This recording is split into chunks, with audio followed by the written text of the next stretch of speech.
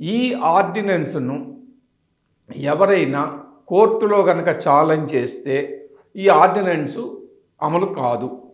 ఎందుకు అమలు కాదంటే, ఇదివరకు సుప్రీంకోర్టు చెప్పినటువంటి రిజర్వేషన్లు మొత్తం కలిపి 50% దాటకూడదు.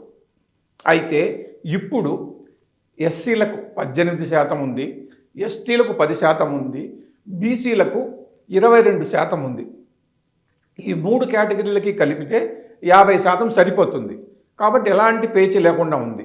అయితే బీసీలటువంటి 22%కి అదనంగా 20% కలిపి మొత్తాన్ని 42%గా చేయాలన్నది రేవంత్ రెడ్డి ప్రభుత్వ నిర్ణయం. 20% అదనంగా కలిస్తే ఏమవుతుందంటే మొత్తం రిజర్వేషన్లు 70%కి చేరుకుంటాయి. మరి సుప్రీంకోర్టు నిర్ణయం ప్రకారం ఇదివరకు ఇచ్చిన తీర్పు ప్రకారం 50%కి మించకూడదు కదా. మరి మించిన 20% రిజర్వేషన్ను ప్రభుత్వం ఎలా అమలు చేయగలుగుతుంది?